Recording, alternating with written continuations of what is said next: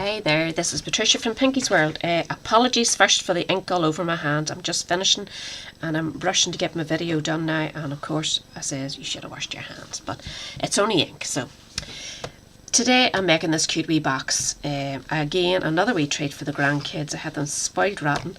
This one is another one for Halloween, and I got these lovely wee eggs. They are so cute. They get a wee toy inside it. And they come with these funny wee faces, and I thought it was cute putting them in a wee box and say, let me out.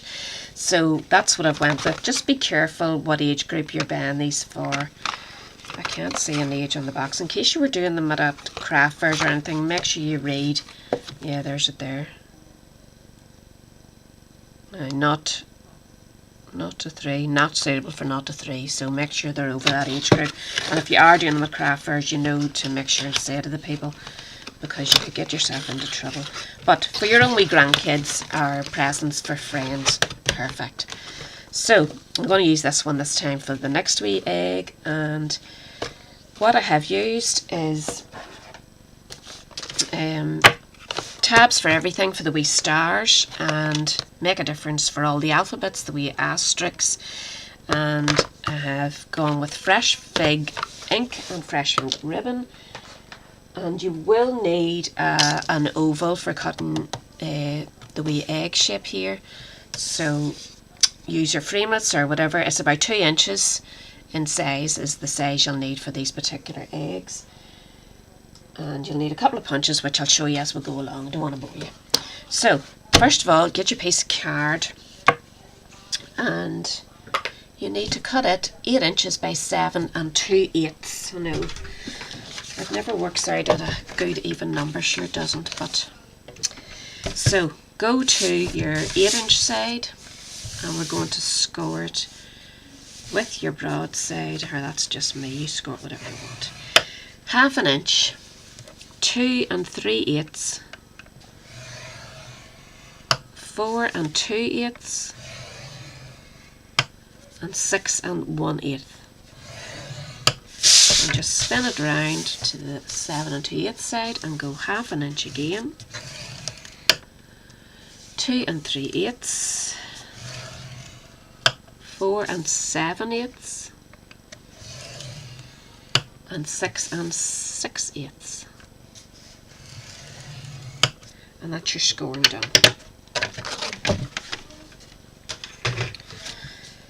Now I'm going to get my pencil and mark out just exactly where you need to cut away.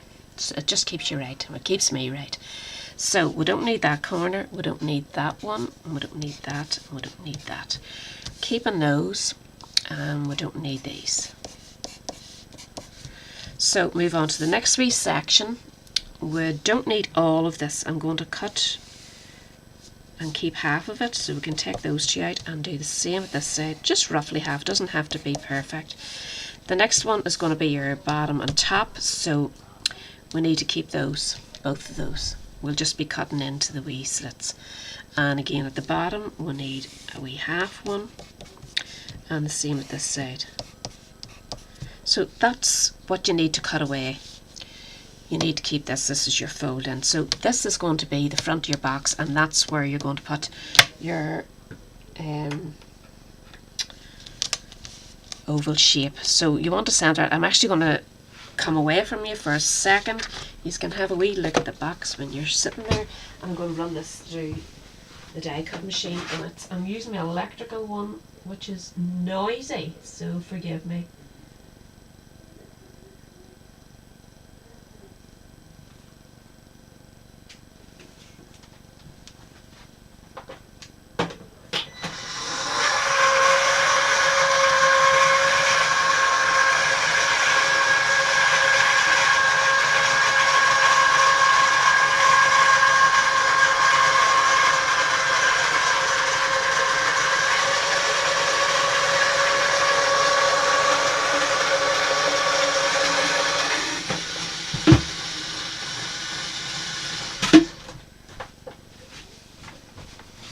Sorry, I'm sure that was annoying for you, huh?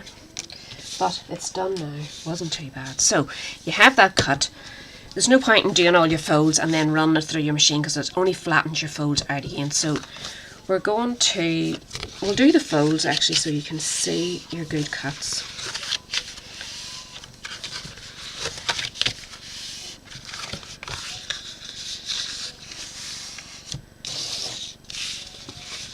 See, it has well flattened them out, hasn't it? It's remarkable. Like, that is an electric one. It's not my big shot.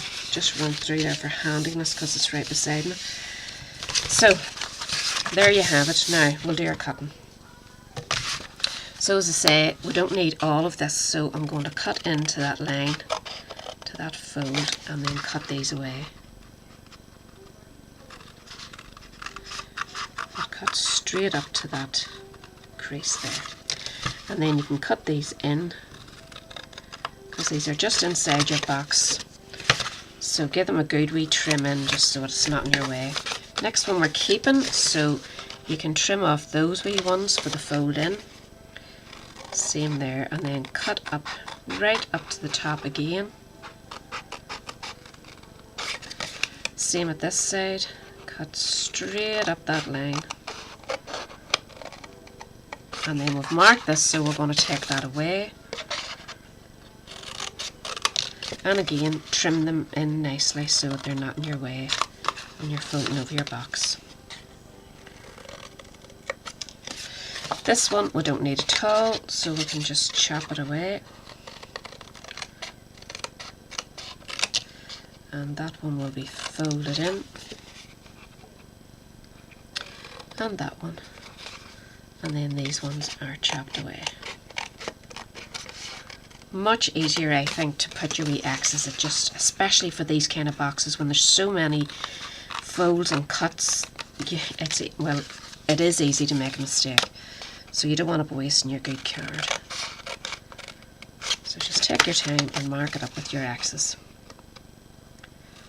Cut this one right up to the top, and again cut in. Nice neat edge. This one we're keeping, and this one we're cutting up. And then chopping this part away. Again, trim it in.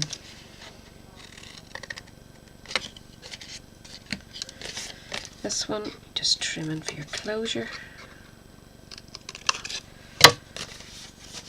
That should be that. We'll get rid of all this rubbish. So now we want to do a bit of stamping. Get a piece of scrap paper so you don't destroy your table. And we need this. And we'll need our ink. And I'm using fresh fig. I think it works perfectly with the lovely pineapple punch for a Halloween effect. So this is the wee star stamp, and we just want to randomly stamp. You don't have to do it too much. It really depends on how much coverage you want yourself. I'm going to do a wee bit less this time. I went a bit mad the first time. And over stamp as well. It's nice to see the stamp. It looks more, plus you can turn it to get a different effect if you want.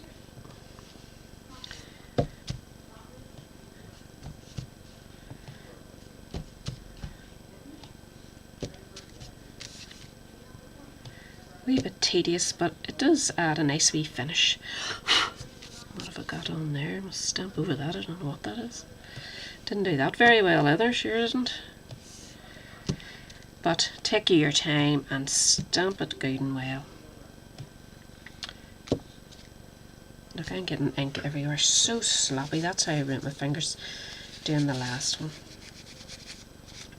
Do take your time.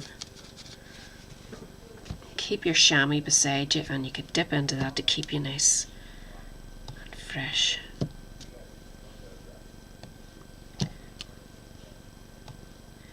You get the idea, but just put random wee stars before you decorate it up. Just makes your life easier. And over stamp in places, especially the seams.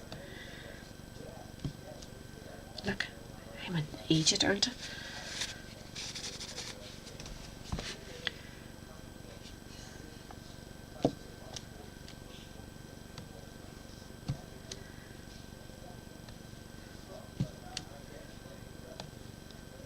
Nearly there.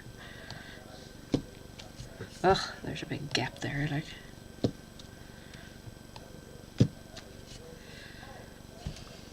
Now, if you could talk to me, you could shout, one in the middle. I think that'll do. Well, we'll go one the wee edge. Not that you're going to see it, but I'm happy enough with that. Right, I want to clean this with my messy chamois, or I'll get ink all over the next wee bit that I'm doing. That chamois is a godsend. I even dip my fingers and it does take the most of it off, so that you're not going to make too big a mess. Right, so where are we now? We're finished with that, so we're going to make up our box now. So we need to add our acetate. And I have a wee piece cut here already, which is going to fit perfectly behind there. And I think it measures 1.5 by 2 2/8. So we need to put some turn tape. What did I do with you? There you go. Some turn tape. I think it's best for holding the acetate. Put a strip down either side of the oval and keep it close to the oval. If you go up too high, your closure will stick and you'll not be able to get the box open properly. So just a wee nick then, top and bottom.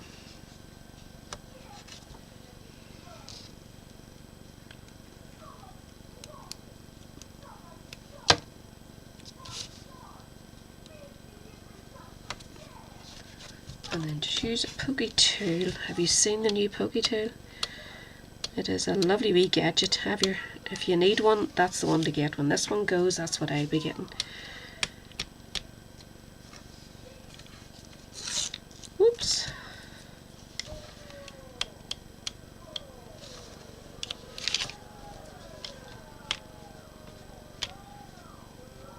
Oh, come on.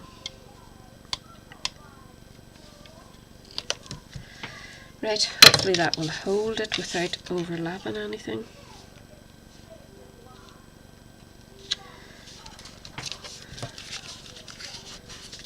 Yep. Right, okay, that's that one done. So we need to make our box up, and this will get some wet glue. Again, you could use the turn tape.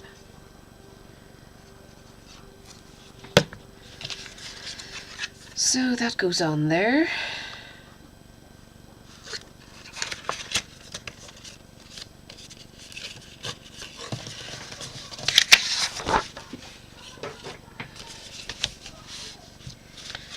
And that should hold that good and firm. And this will be the top of your box, this is the bottom. So when you fold that in, you're going to notice you can see it through. You don't want to see that. So that's when you use your wee 1-inch punch and just pop it in there. Line it up between the two sides so you know that's the line. You just want to go a wee bit below that and then test it. And there, you don't see it anymore. So that makes it perfect. Put a wee dib of glue because this won't be open and you want it to keep the egg in one place.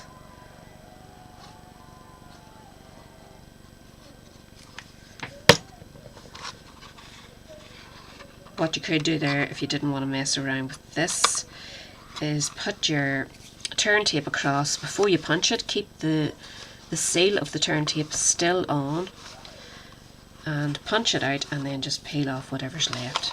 This doesn't want to stick. Push it on the inside.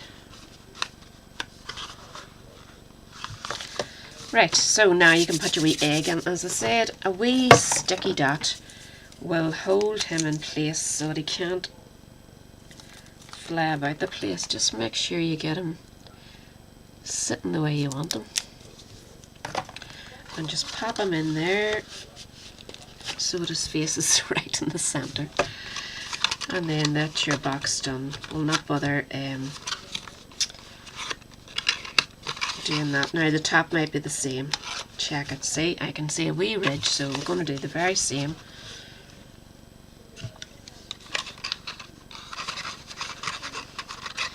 Line it up.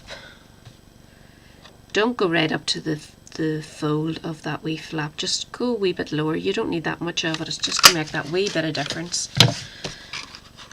And that should hold it. And we're now going to put a wee bit of ribbon on, which will help to keep it all in one place. And the ribbon I'm using is this fresh fig, which matches everything perfectly. And it keeps the lid in place till the child's ready to pull the wee monster out. Not tying a bow. Don't like bows for boys, as you know. And mine are both boys. So if you're doing a wee girl, give her a wee bow. And then just cut off your tails.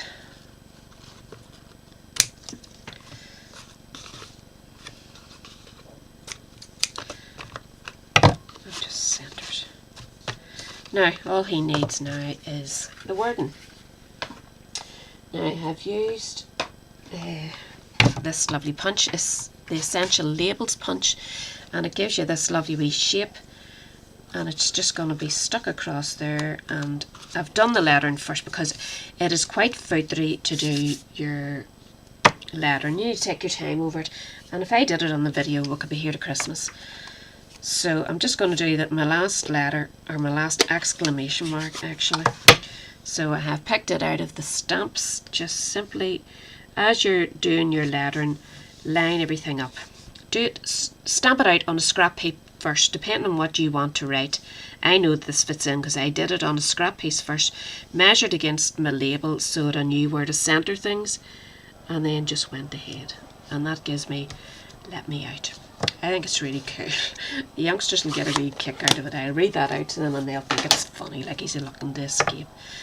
So get your dimensionals or mini squares, whatever you have. I have 2 wee mini squares, so we'll use these. One at either side, and just pop that on.